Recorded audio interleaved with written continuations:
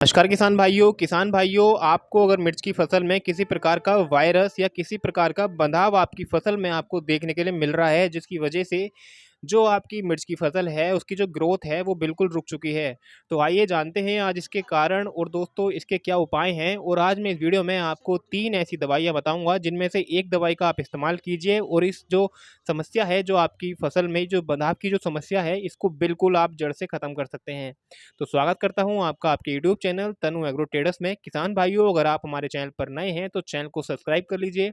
इसमें आपका कोई भी रुपया या कोई पैसा आपसे नहीं लिया जाता, ये बिल्कुल फ्री ऑफ कॉस्ट है। साथ ही साथ दोस्तों हमारे इस चैनल पर जो मार्केट में खेती-बाड़ी से जुड़ी जो दवाइयाँ हैं, उसकी जो वीडियो है और जानकारी है, वो वीडियो के माध्यम से मैं लाता रहता हूँ आपके लिए। तो इसीलिए हमारे चैनल को सब्सक्राइब कर लीजिए और बेल नोटिफ़िकेशन को भी ज़रूर दबा दीजिएगा, जिससे जो हमारी नई वीडियोज़ हैं, जो नई दवाई मार्केट में आती हैं, उनकी जो सबसे पहले जानकारी है, वो आप तक पहुँचे। तो चलिए शुरू करते हैं और जानते हैं इन 3 दवाइयों के बारे में और ये जो हमारी मिर्च की फसल में जो बंधाव आता है, इसका जो कारण रहता है, वो दोस्तों क्या रहता है? तो चलिए शुरू करते हैं।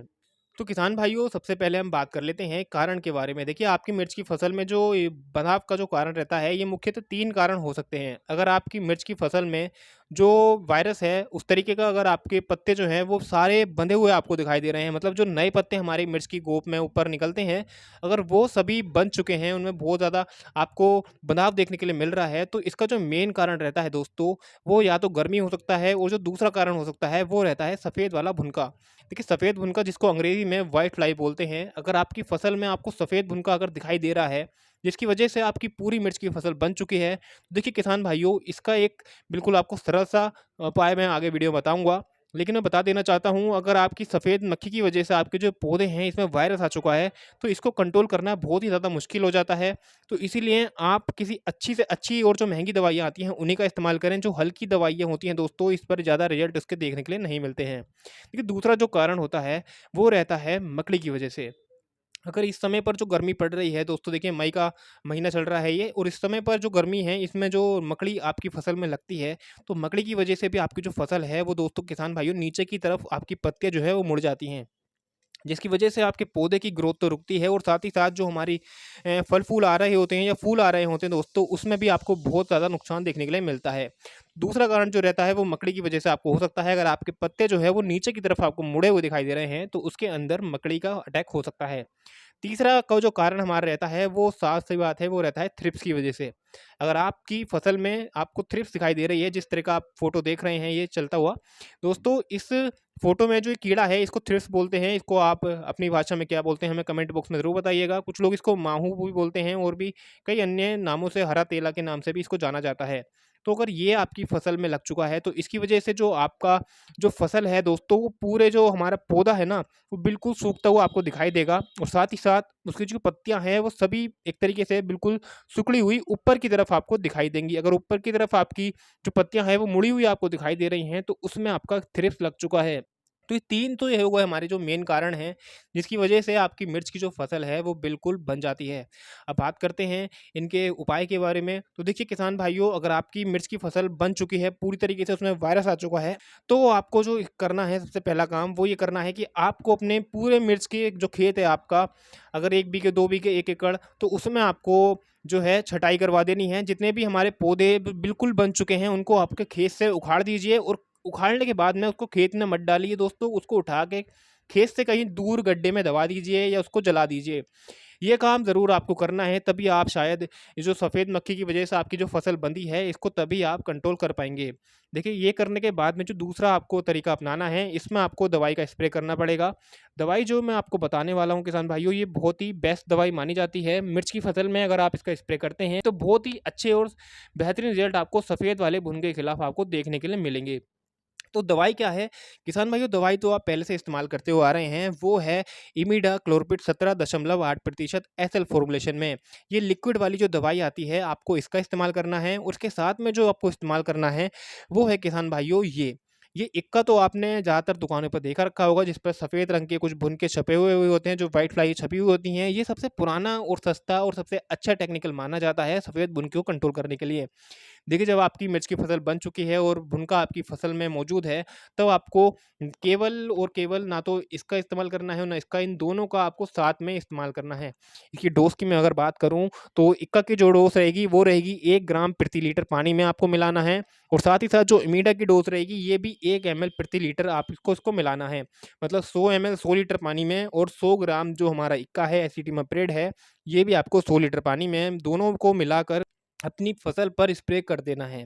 स्प्रे करते समय आपको कुछ बातों का ध्यान रखना है। एक तो जो स्प्रे करना है वो शाम के समय में लगाना है, तेज़ गर्मी में आपको बिल्कुल भी नहीं लगाना है स्प्रे। और दोस्तों, जो आप स्प्रे का इस्तेमाल करते हैं वो बिल्कुल साफ़ पानी में आपको इसका इस्तेमाल करना है। जो क्यारी होती है, ट्वेल के आसपास जो पानी भरा हुआ होता है, उसका इस्तेमाल आपको बिल्कुल भी नहीं करना है इस दवा के साथ में। तो इस दवा का इस्तेमाल केवल तभी करना है जब आप अपने खेत में जितने भी पौधे बन चुके हैं उनको निकाल के फेंकने के बाद में, तब आपको इसका स्प्रे करना है।